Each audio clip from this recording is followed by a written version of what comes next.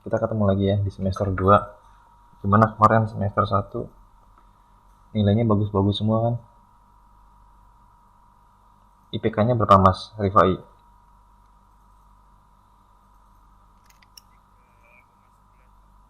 3, berapa? 11. Oke. Mbak Renata?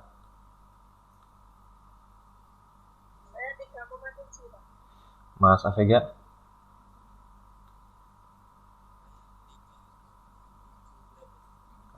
Mbak Nutfah? Aidul? Berapa IPK-nya?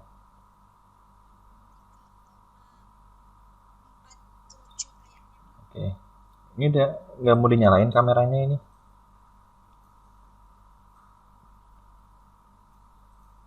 Nah, ganteng gitu kan. Nah, Mbak Fajria. Halo Mbak Fajria. Mana kameranya, nyalain coba. Nah, cantik. Kamu berapa IPK-nya kemarin? Dimatiin lagi.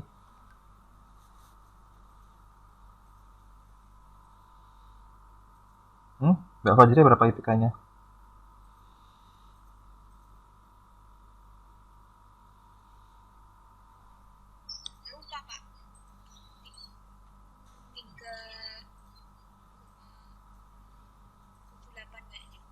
Tinggi-tinggi banget. Tahu IPK-nya Pak Mail berapa? 3,06 waktu kuliah S1. Berarti hebat kalian. Jauh di atas Pak Mail. Oke. Gondrong-gondrong Mas, masih ganteng Mas Avega.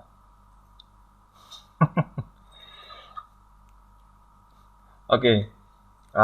Kita ketemu lagi ya di semester 2. Masih semangat ya. Nah,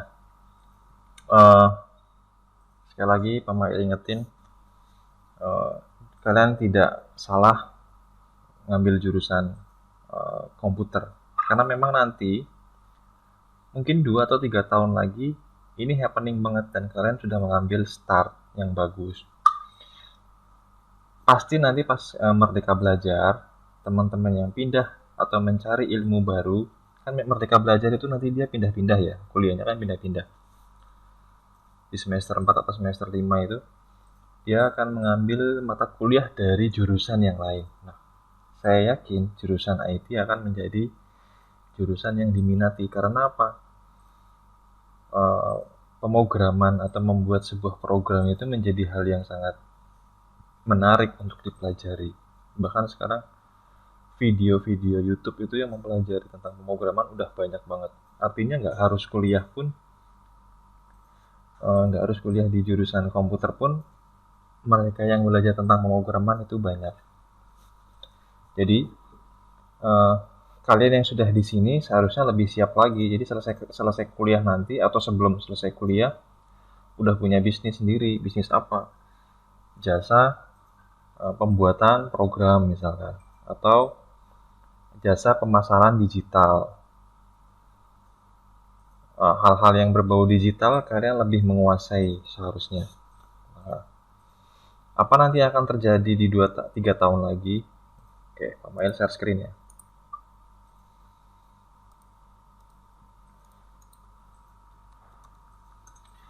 Ya, oke, ini ya yang akan terjadi nanti. Jadi apa namanya, orang itu akan mencari siapa orang yang paham tentang big data. Kenapa? Karena setiap hari perusahaan yang sudah menggunakan aplikasi seperti kita misalkan ini ya, Siakat ini nih. Ini kan setiap hari pasti dosen akan menyimpan data presensi perkuliahan. Nah, ini dia. Setiap hari dosen akan menyimpan data di sistem, nanti di sistemnya Siakatnya itu di database-nya. Tadi barusan Pak Mail download di sini kayaknya.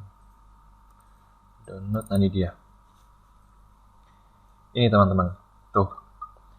uh, apa namanya, mata apa, KRS ya, KRS. Nah, di KRS, insert into KRS, insert, malah sampai ngehang dia. Insert into, nggak ada.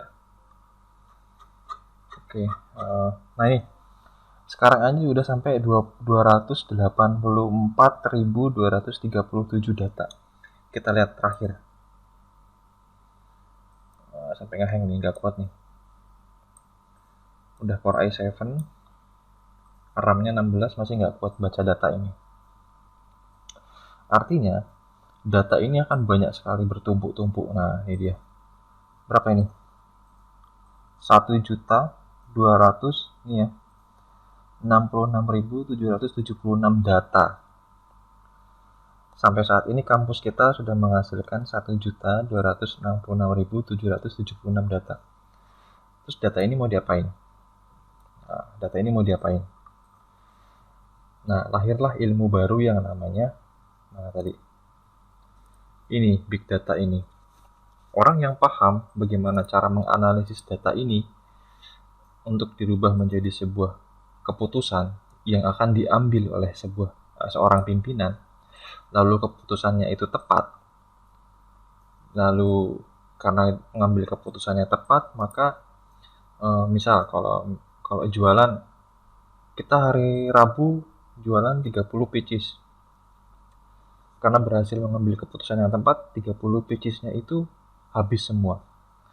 Sebelumnya stok 30, lakunya cuma 2, kan rugi. Nah, siapa yang bisa memberikan informasi itu berdasarkan data yang dia hasilkan, maka dialah yang akan dicari oleh perusahaan-perusahaan besar. Ini ya, Google dengan YouTube-nya. 1 jam. Jadi YouTube ya, YouTube. Dalam 1 jam itu ada orang yang mengupload video dan totalnya itu 5.000 jam. Jadi videonya itu kalau di total durasinya itu 5.000 jam. Ini per 1 jam. Jadi YouTube punya jumlah videonya nggak tahu, cuman kalau di total itu kira-kira 5.000 menurut penelitian. Nah, bagaimana YouTube menganalisis? Nah, sekarang YouTube menganalisisnya dengan cara memberikan iklan-iklan seperti ini. Jadi dia punya data banyak. Nah, sekarang kalau saya mau nonton ini ya, pasti nanti akan ada iklan dulu. Nah, ada iklan dulu ya. Kenapa kok bisa ada iklan? Karena si YouTube tahu bahwa saya login dengan akun saya ini ya. Si YouTube mencatat saya itu sering menjelajah informasi tentang pengetahuan komputer. Nah, iklannya yang dimunculkan ini. Kalau kamu sering buka Shopee, maka iklan yang dimunculkan Shopee. Gitu. Jadi iklan ini akan berbeda-beda di setiap orang. Itu berdasarkan apa? Nah, ini berdasarkan data ini. Jadi setiap hari kan si Google merekam. Saya itu sering browsing apa sih? Oh, dia sering browsing tentang ilmu komputer, ilmu programming. Berarti iklan yang cocok buat dia, buat si Ismail ini yang lagi login ini nih, iklannya kayak gini. Kayak gini. Saya masukin lagi ya, coba ke sini. Nah, dia nggak ada iklan. Saya klik lagi. Oke, nggak ada iklan. Nah, ini juga si Google menampilkan ternyata yang sering ditonton si Ismail ini pertandingannya Barcelona. Jadi iklannya videonya itu berhubungan dengan Barcelona semua. Nah, dari mana dia dapat kesimpulan ini? Ya ini, dari datanya. Si Google punya histori, punya penyimpanan. Ini kan ini data kita ya. Kalau data Google saya belum tahu, belum pernah buka soalnya. Nah, pasti data saya terekam.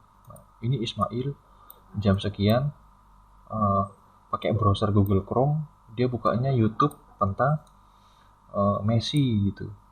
Terus gol-gol Messi direkam terus sama dia jam sekian, direkam lagi jam sekian, direkam. Lalu mesin pencarinya itu membaca, oh ternyata si Ismail ini senang sama Barcelona. Ya udah, kalau dia nyari sepak bola, munculkanlah yang berbau-bau Barcelona seperti ini. Ya, jadi itulah yang dinamakan ini teman-teman. Tadi mana ya? Mana tadi itu? Big data tadi itu. Nah, kalian yang sudah ada di dunia komputer sekarang ini lebih lebih startnya atau persiapannya seharusnya lebih matang. Nah, pada kesempatan ini kita akan mempelajari satu mata kuliah namanya SIM. Sistem Informasi Manajemen, atau kalau bahasa Inggrisnya Management Information System. Kuliah ini mau ngapain sih? Nah, pertanyaannya kan gitu. Ending dari perkuliahan ini apa? Oke. Saya mau contohkan seperti ini. Oke, nah, ini kamu, ini Anda, ini sebuah perusahaan di mana di dalam perusahaan ini pasti kan ada banyak orang ya. Ada banyak orang di dalam sini yang bekerja di sini. Perusahaannya ini bergerak di bidang ekspedisi. Kita ambil contoh JNE. Oke, JNE. Nah, di dalam perusahaan JNE ini pasti ada struktur organisasi. Di mana yang pertama pasti ada yang namanya direktur. Di bawahnya nanti ada wadir. Di bawahnya lagi nanti ada jajaran lagi kepala-kepala. Di bawah kepala nanti ada sub. Di bawah sub nanti baru ada pegawai-pegawainya. Nah, kepala ya. Ini ada sub. Di bawahnya ada orang-orang yang bekerja. Artinya ada struktur organisasi. Nah, semua hasil rapat itu nanti diputuskan oleh direktur. Jadi contoh gini, ternyata grafik mana mau saya ini? Oh, ini dia. Bentar. Ternyata berdasarkan hasil laporan ya, pada bulan Januari 2021 transaksi atau pengiriman barang yang paling tinggi itu baju. Yang kedua ini alat olahraga. Yang ketiga ini motor. Oke. Nah, baju itu kan dimensinya kecil ya, tapi kilogramnya gede. Nah, dari mana sih Februari? Berarti Februari nanti pada bagian marketingnya diminta untuk membuat promo apa nih supaya penjualan baju ini bisa tetap di atas gitu loh. Ekspedisi baju bisa tetap di atas. Maka si marketing dia pasti akan mengambil data, akan membuat tim. Oke. Si marketing tadi dia akan langsung rapat, mengumpulkan orang-orang. Nah, apa yang dibahas? Strategi kan. Strategi agar penjualan baju nilainya tetap naik. Siapa orang-orang di sini menurut kalian yang dipanggil sama dia? Ini pimpinan marketingnya nih. Ini yang dipasrai oleh si direkturnya ini. Si direkturnya melihat laporan ini di bulan Januari ternyata yang naik baju. Dia pengen bulan Februari baju tetap di atas. Nah, dia kan pasti nyuruh ke kepala marketingnya.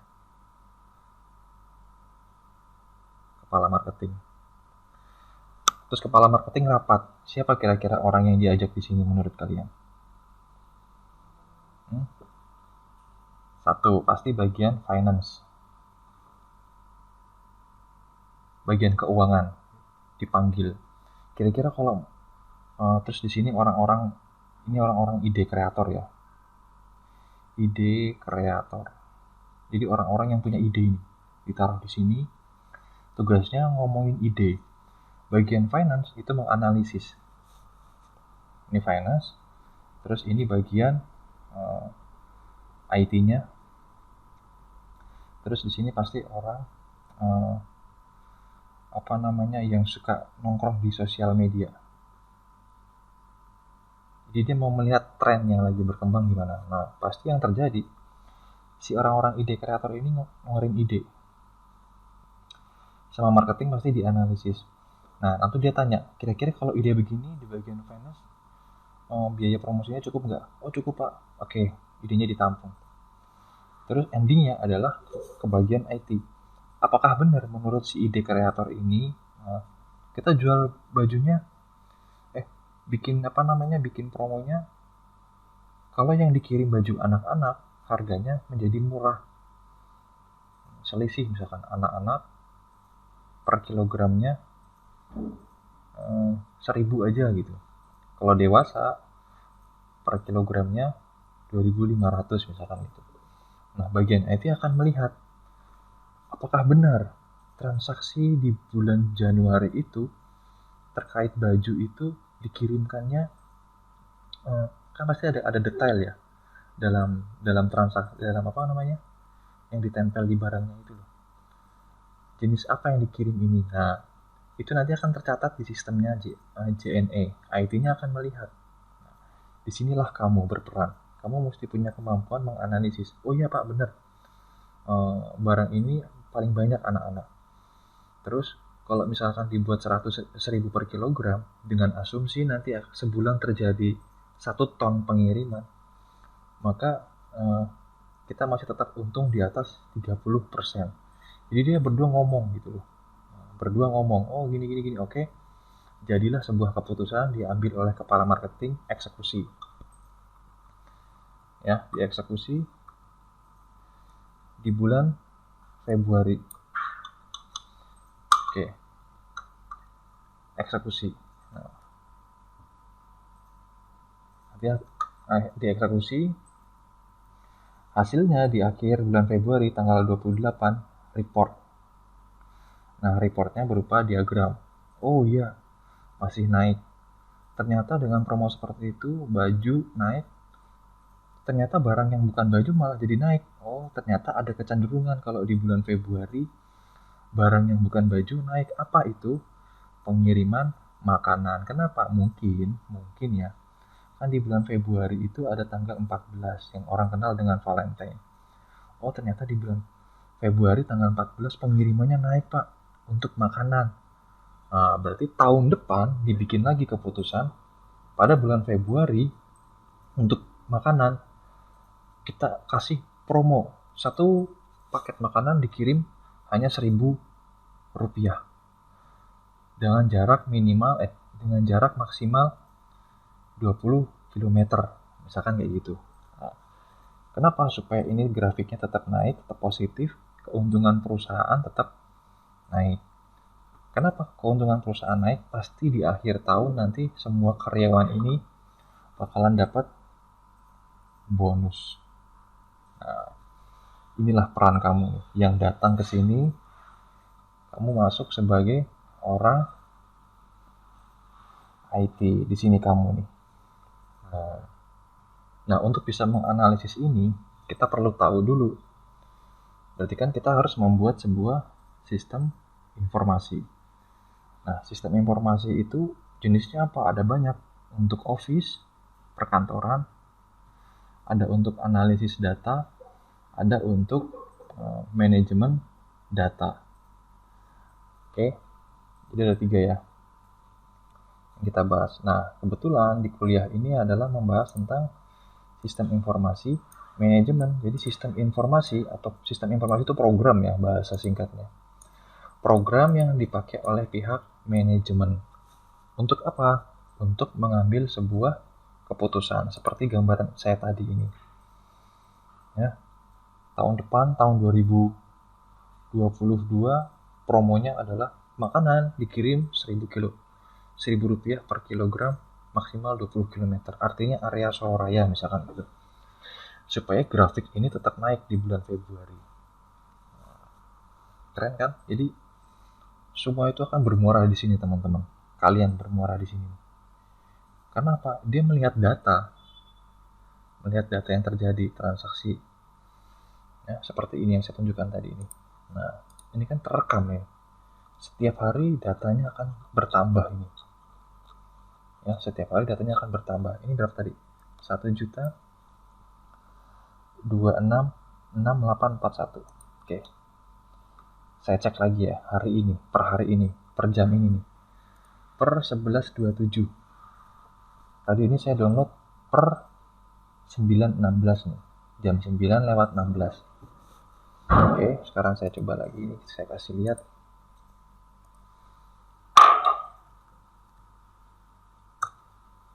Saya tunjukkan. Bener nggak omongan saya? Jadi lewat 3 jam tadi, berapa data yang dihasilkan? Oke, tunggu sebentar ya.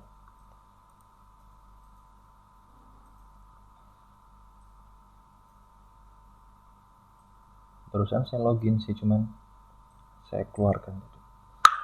Oke, di Siakat. Kita punya banyak sistem, salah satunya Siakat.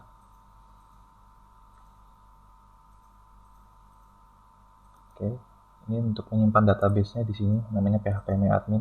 Nanti kita akan pelajari jam 1. Namanya simsdb export go. Nah, lihat ini. Tadi ukurannya itu 135 mega ya. Ini propertiesnya ini 132 mega terbacanya. Padahal di sini saya 135. Oke, nggak apa-apa, kita tunggu. 132. Oke, selesai.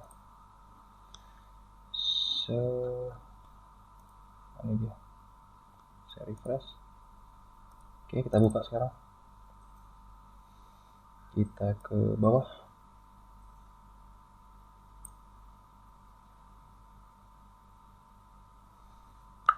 Masih loading.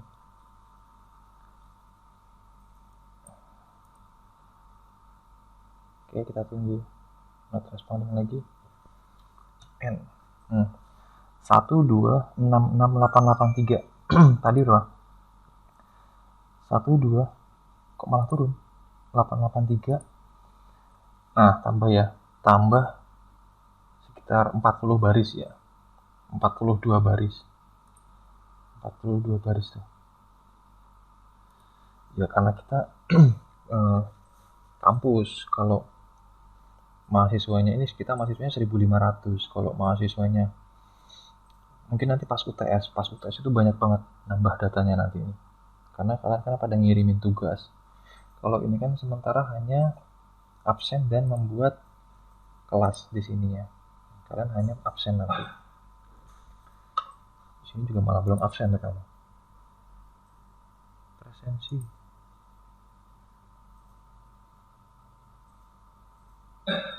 Oh sorry. SIM ya. 5 orang. Kurang 1. Adinda ya. Oke. Nah jadi gitu. Ya. Supaya bisa membuat SIM yang baik, sistem informasi manajemen yang baik, maka kita perlu pahami dulu kaidah-kaidahnya. Oke, jadi kita mulai sekarang kuliahnya. Nah, sini ya. Nah, ini kita lewatin. Posisi dibahas sedikit. Jadi harapannya adalah kalian memahami dan bisa menerangkan manajemen informasi. Nah, kita sepakati dulu. Kenapa kita harus mempelajari sistem informasi? Jelas, karena jurusan kita STI, Sistem dan Teknologi Informasi. Tapi kalau orang lain yang diajak ngomong, nah ini jawabannya. Karena ada pengaruh globalisasi, perubahan lingkungan bisnis, perkembangan dunia industri.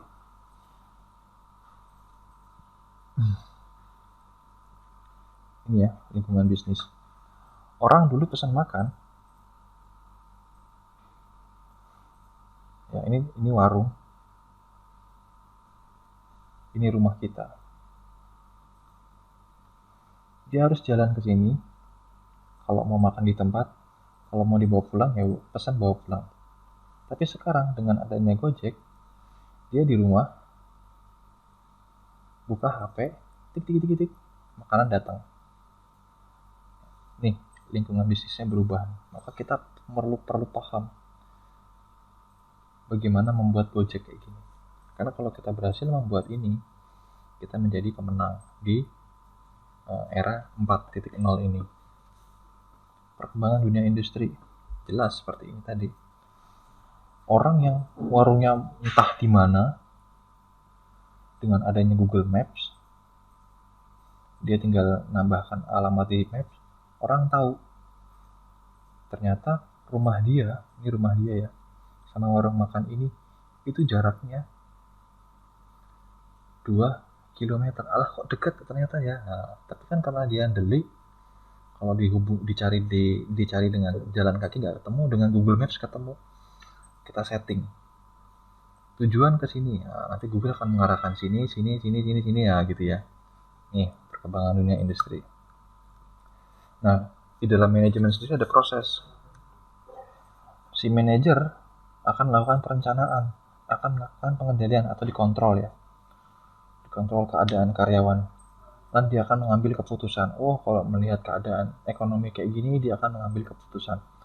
Nah, proses mengambil keputusan inilah dibantu dengan sistem. Siapa yang membuat sistem? Anda, kalian yang bikin sistem ya, jadi peran kamu itu sangat penting. Karakteristiknya sistem informasi manajemen apa? Oke, yang pertama itu beroperasi pada tugas-tugas yang terstruktur. Jadi sistem kita buat itu secara customize. Kalau ingin menjadi sistem informasi pendaftaran rumah sakit, ya khusus untuk pendaftaran. Kalau ingin membuat sistem untuk KRS, khusus untuk KRS. Kalau ingin membuat sistem tentang akademik, khusus akademik. Kalau nanti mau bikin keuangan, bikin lagi keuangan. Gitu. Dan sistemnya juga bisa menyediakan laporan, bisa di print. Dan fokus pada event-event internal. Fokus kerjaannya apa, gitu ya. Nah, sekarang kita cek, kita preteli dulu. Tadi kan kata kuncinya adalah sistem informasi manajemen. Kita preteli dulu satu nih. Nah, sistem kerjanya apa tuh? Nih. Kalau saya gambarkan gini ya. Gini baru lagi. Nah, sistem adalah kalau dalam motor itu ya, dalam motor mobil deh. Nah, mobil itu kan ada yang namanya penggerak. Penggerak itu kan di sini, yang digerakkan oleh mesin. Nah, jadi mobil sendiri itu ini bagasinya. Mobil sendiri itu ini mesinnya. Nah, kalau kita ambil, kita keluarkan, oh, ternyata ada mesinnya gitu ya. Ada mesin yang bekerja. Nah, ini sistem penggeraknya. Nanti kalau mobilnya mau berhenti, ada lagi sistem pengeremannya. Nanti kalau mobilnya mau mendengarkan musik, ada lagi sistem multimedianya di dalam. Artinya, satu mobil ini punya subsistem di dalamnya. Kampus kita ini, ya, kampus ICI ini punya subsistem apa? Ada sistem dosen, ada sistem karyawan, ada sistem mahasiswanya. Nah, semuanya bergabung menjadilah akademik. Nah, sekarang kita preteli sistem mahasiswa. Nah, jadi sistem itu adalah komponen-komponen yang saling bekerja sama untuk mencapai satu tujuan. Ya. Komponen yang bekerja sama memiliki fungsi yang sama, fungsi yang berbeda dengan yang lain, tetapi dapat bekerja sama dan mencapai satu tujuan. Kalau definisi sistem seperti itu ya, komponen-komponen yang berbeda-beda tapi bekerja sama untuk mencapai satu tujuan. Siswanya wisuda. Nah, apa definisi komponen seperti tadi? Contoh kayak gini. Dalam sistem itu ada proses input, ada proses, dan ada output. Nah, dalam sistem ini ada batasan. Seperti tadi mahasiswa. Kalau siakat, ya tidak membahas tentang keuangan. Kalau keuangan, tidak membahas tentang nilai. Nilai itu adanya di siakat. Gitu. Oke. Nah, ini dia.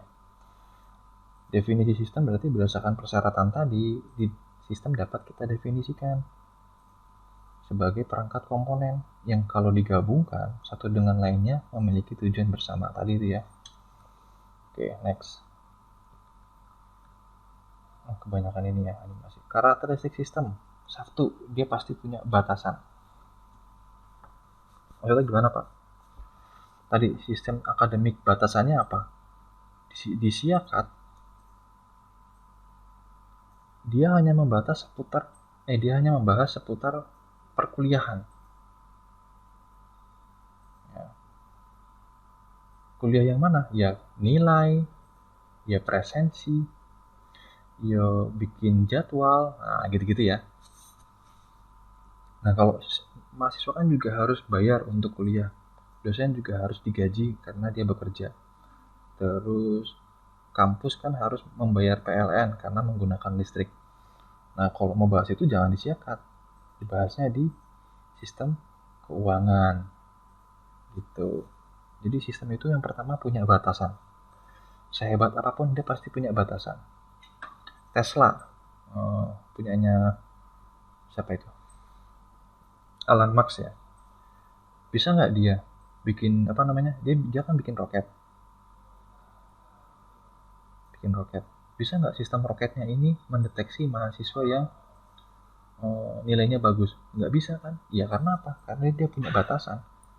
Dia fokus untuk menerbangkan roket gitu. Jadi sistem pasti punya batasan. Ini ya definisinya ya. Lingkungan luar.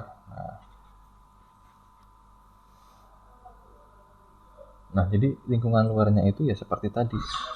Siakat lingkungan selanjutnya adalah keuangan karena pasti akan berhubungan. Nah, kalau begini yang terjadi, maka dia bersifatnya apa? Menguntungkan. Ya. Karena juga lingkungan luar itu bisa sifatnya bisa merugikan. Terus penghubung. Nah, penghubung merupakan media perantara antara subsistem. Jadi sistem keuangan dan siakat ini kan sinkron. Ya. Mahasiswa belum bisa membuka KRS kalau keuangannya belum berubah statusnya. Nah, tahu dari mana siakat ini? Tahu dari sistem keuangan. Bagaimana cara mengasih tahunya? Kita hubungkan. Nah, nanti kita akan bahas ini di perancangan basis data. Bagaimana sih maksud dari penghubungan ini? Masukan otomatis. Komputer itu kan sebenarnya nggak paham apa-apa kecuali kita perintahkan. Nah, perintah itulah yang dimaksud dengan input. Ya, jadi komputer itu akan bekerja. Contoh kayak gini. Dia nggak tahu kalau saya mau bikin gambar seperti ini, kecuali saya ngeklik di layar dan seperti ini. Nah, gitu ya. Mudah sekali ya. Ada keluarannya dan juga keluaran itu kayak di print, ada pengolahannya dan pasti dia memiliki sasaran atau tujuan. Oke. Sampai sini ada pertanyaan dulu.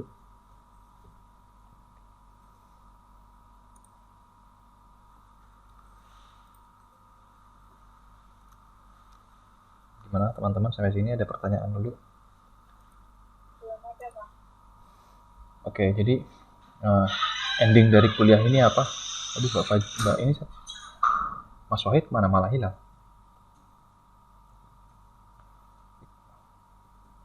Ending dari kuliah ini apa?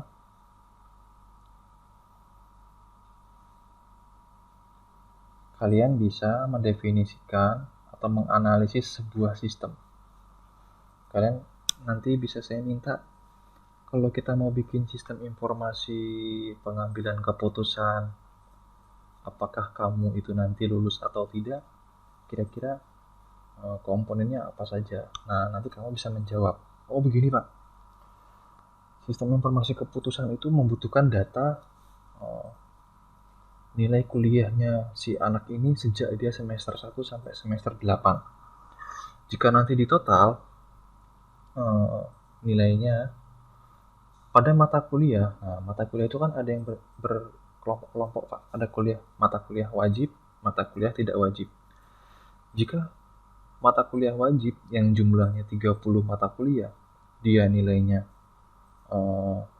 tidak ada yang A, kemungkinan Pak, dia akan tidak lolos atau tidak bisa lulus tepat waktu. Nah, kamu bisa ngomong kayak gitu karena mata kuliah ini. Mata kuliah SIM ini. Jadi ending dari kuliah ini adalah kamu bisa ngomong gitu loh. Enggak, kayaknya sistemnya harusnya begini. Sistemnya harusnya begini deh. Enggak begitu, kayaknya harus begini. Nah, gitu loh. Ngomong begini, begitu, begininya itulah hasil dari perkuliahan ini. Nangkap ya sampai sini? Nangkap ya? Jadi mata kuliah ini memberikan ilmu bagaimana membuat sebuah sistem yang baik dan ideal di sebuah perusahaan, karena kan manajemen tadi bilangnya ya. Oke, saya lanjut ya. Ini kalau Mas Wahid malah menghilang kemana ini?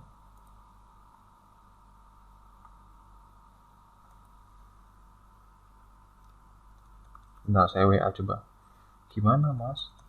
Koneksinya terputus.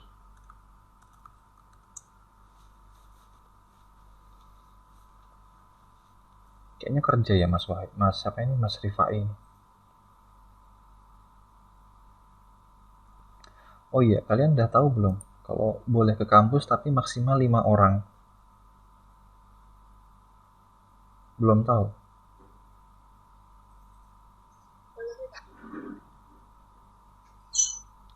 Coba deh kamu tanya ke Pak Sigit. Kalau kemarin anak kesehatan boleh ke kampus tapi maksimal 5 orang gitu. Nah, kalau kita bisa ke kampus 5 orang kan bisa kuliah. Kita mahasiswanya cuma 5. Biasanya masuk terus gitu loh. Nah, tapi kalau anak kesehatan itu yang praktik, yang di lab gitu Pak.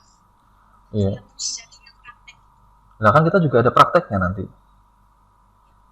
Nah, mbok gitu dibilang kayak gitu. Loh saya kan kami kan juga ada prakteknya Bu, Pak. Ngono loh. Biar datang ke kampus, main ketemu Bu Ita ki kayak opo, Bu Aisyah kayak gimana, Pak Dani kayak opo, Pak Sigiti kayak opo, Pak Ismail kayak gimana. Coba tanya gitu nanti. Oke, lanjut ya. Ini karena kuliahnya teori, maka kalian menjadi gelas kosong ya. Menjadi gelas kosong yang harus saya isi. Kalau kuliahnya praktek, kalian itu gelas yang penuh dan mengeluarkan sumber mata air.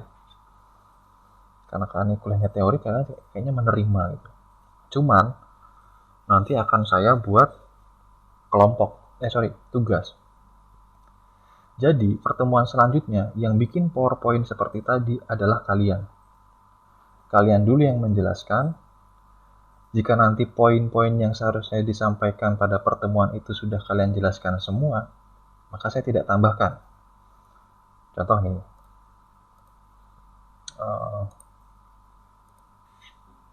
Jadi kalian itu sebelum kuliah udah tahu duluan mau bahas apa. Malah kalian itu konsepnya itu seperti sedekah ya. Tambah dikasih ke orang, ilmunya tambah banyak. Contoh ini. Nah, yang mau dijelaskan kan ini nih, garis-garis besar programnya. Kalian itu pengantar sistem informasi. Terus sistem informasi untuk keunggulan yang kompetitif. Kalian kembangkan. Oh, ternyata itu membutuhkan sekitar itu sampai 26 slide.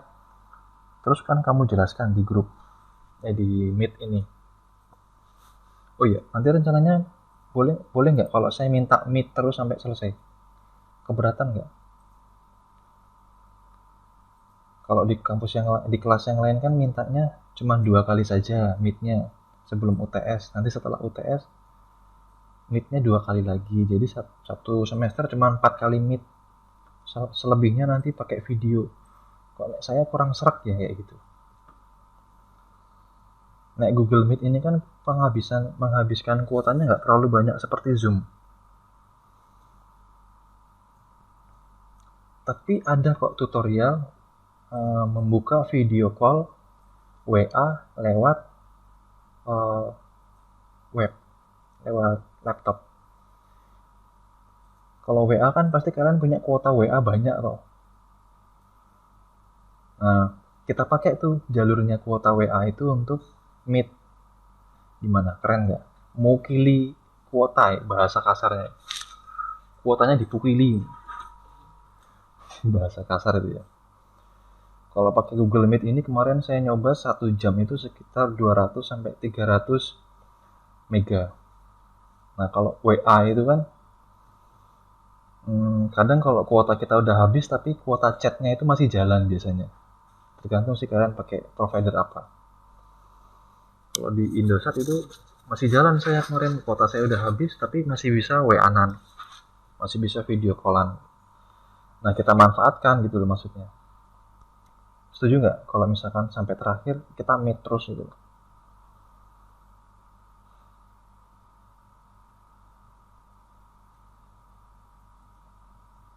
Hah? Tanyain kok diem. Oke, kayaknya turah-turah kuota nih Mas Afika. Pakai wifi tuh Mas.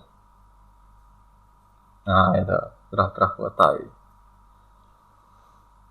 Nah nanti kalau kalian udah nanya juga terkait mata kuliah praktek, kalau boleh ke kampus kan lumayan. Cuman berarti ongkos nanti ya. Gimana ini? Karena ini mau saya lanjutin.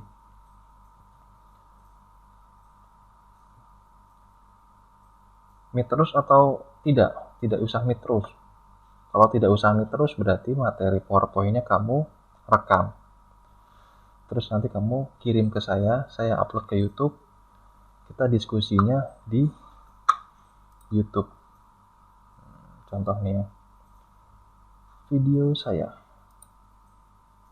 Channel saya misalnya. Habis saya upload ke sini, terus nanti kan ada video ini contohnya. Nah, nanti kita akan diskusinya di sini nih. Diskusi di sini. Gimana tadi menurut kamu apa namanya? Ini jadi kita diskusinya di sini gitu. Nah, itu gimana?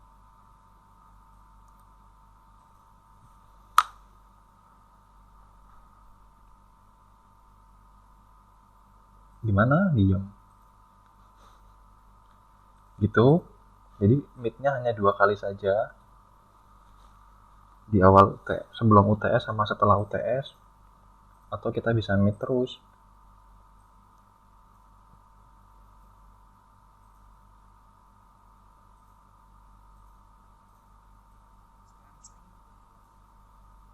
Sekarang meet, besok nggak meet, besoknya lagi meet gitu.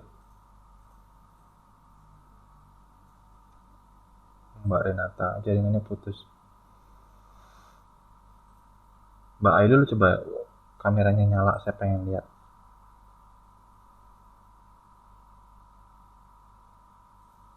Lul, Mbak Aidul. Oh, tinggal masak berarti. Ya wis. Tinggal masak.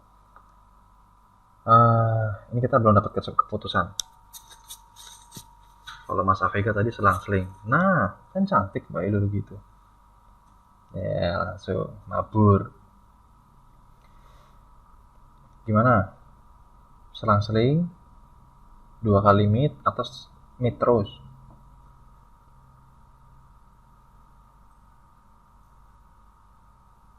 Kalau SIM ini mata kuliah gampang ya. Jadi kalau kalian sampai nggak dapat nilai A kebangetan, ini gampang banget mata kuliahnya ini. Kalian tuh kayak cuman pemikir jangan kayak gitu, kayaknya harus bikin ini, cuma modal modal ngomong aja nanti di mata kuliah ini. Omongannya masuk akal, logisnya dapet, A, gampang aja.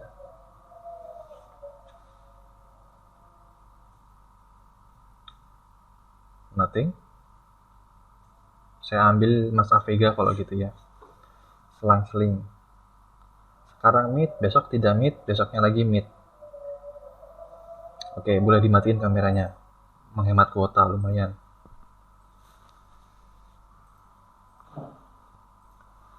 Itu ya. Oke. Nah, berarti selanjutnya kan begini nih.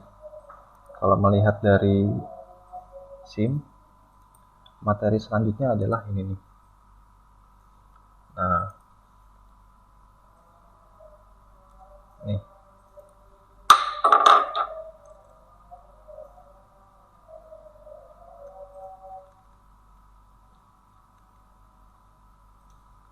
Ini saya taruh di chat.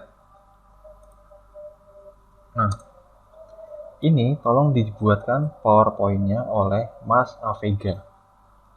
Jadi selanjutnya Mas Avega membuat PowerPoint tentang pengertian data, pengertian informasi, pengertian kualitas dan nilai informasi, lalu pengertian tentang siklus informasi. Syukur-syukur dikasih contoh. Nah, terus nanti Mas Avega ngerekam PowerPoint-nya, ini direkam, dikirimin ke saya. Tapi sebaiknya PowerPoint-nya dikirim ke saya dulu. Nanti kalau udah oke baru direkam. Nah, contoh misalkan gini, Pak, ini Pak PowerPoint saya. Oke, saya cek. Materinya, oke Mas, cukup ini. Keren nih. Kamu bikinnya, penjelasannya gitu. Oh iya Pak, terus kamu mulai ngerekam. Ngerekamnya pakai apa? Bebas. Ada yang namanya OBS ya. Ada juga yang namanya Camtasia. Ada juga yang namanya Bandicam. Oh nggak ada ya. Bandicam. Ada banyak kok aplikasi untuk merekam layar. Nah, nanti pertanyaannya, direkamnya sama ini nggak Pak? Sama orangnya nggak? Bebas. Kalau kebetulan saya ini merekam tidak sama orangnya karena kamera saya lagi dipakai Google Meet.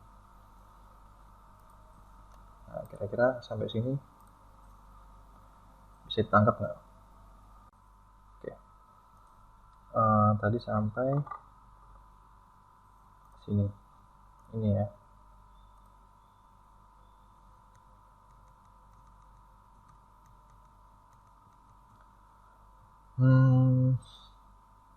Konsep dasar nanti bisa saya kasih kok ini filenya. Jadi informasi itu awalnya adalah data ya, data atau fakta yang diolah dengan sedemikian rupa menggunakan teknik tertentu, terserah mau diapain, lalu dihasilkanlah sebuah informasi. Informasi bisa berupa teks, suara, atau video, ya, dan gambar. Nah, informasi itu jenisnya bisa ini. Jika semuanya digabungkan, ya, namanya multi informasi. Gitu. Jadi, konsep dasar sistem informasi menurut MacLeod yaitu sistem yang menyediakan informasi bagi semua tingkatan dalam organisasi kapan saja diperlukan. Oke, udah habis waktu saya.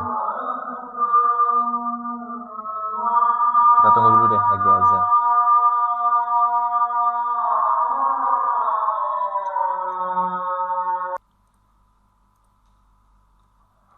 Ya, tadi konsep dasar sistem informasi ya. Di mana sistemnya itu menyediakan informasi bagi semua tingkatan dalam organisasi yang dapat diakses kapan saja diperlukan. Ya.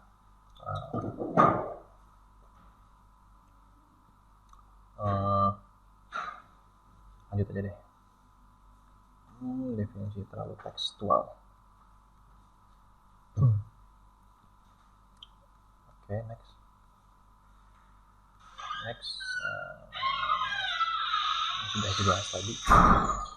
Nah, kalau lebih spesifik lagi, maka SIM didefinisikan sebagai suatu sistem berbasis komputer. Nah, kata kuncinya ini, berbasis komputer yang menyediakan informasi bagi beberapa pemakai.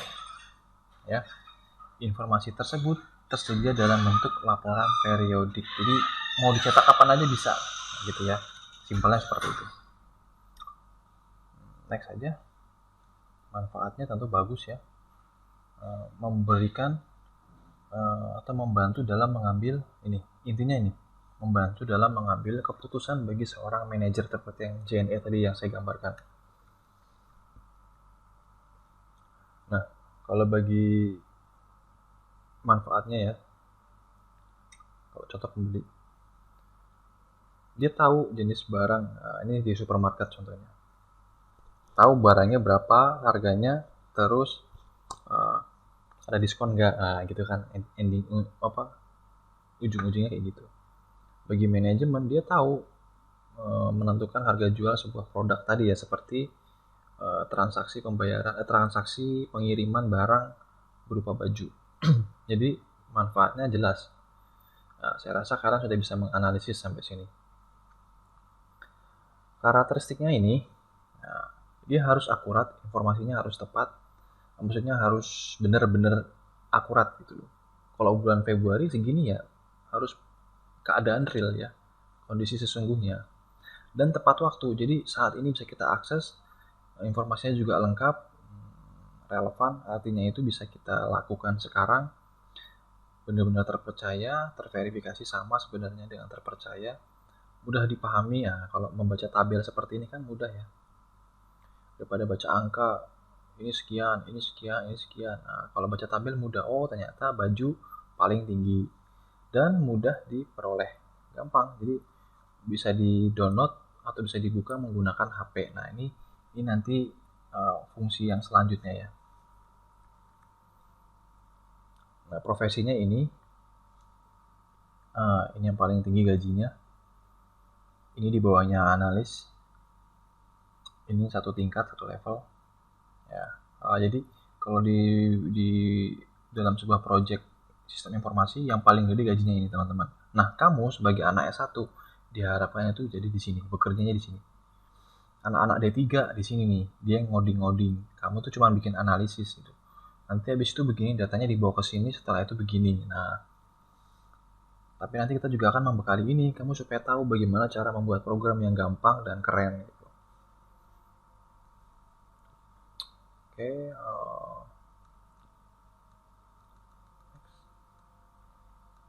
Oke, selesai. Ini ya.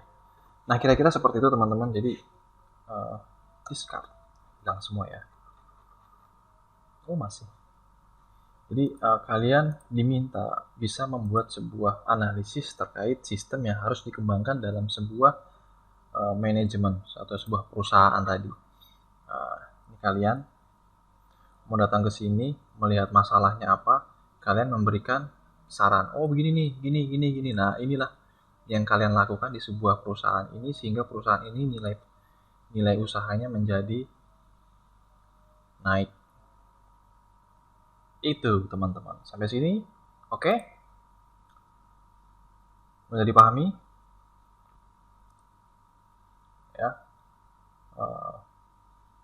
Jadi asik kuliahnya ini, nggak sulit kok. Kuliah ini kalau kalian sampai nggak dapat nilai A, kebangetan. Udah buka masker karena udah nggak ada orang.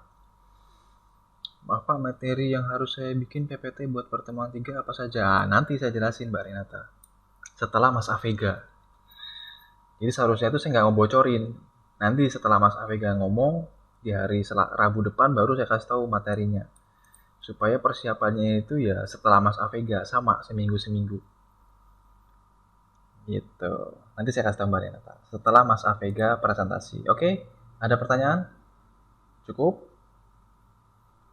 Cukup? Kita ketemu lagi nanti jam 1 ya, setelah makan siang. Saya akhiri, semoga yang sedikit ini bermanfaat, kurang lebihnya mohon maaf. Assalamualaikum warahmatullahi wabarakatuh.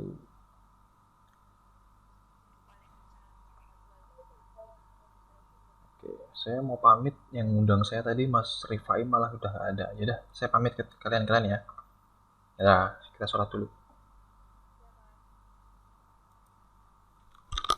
Ya, Pak.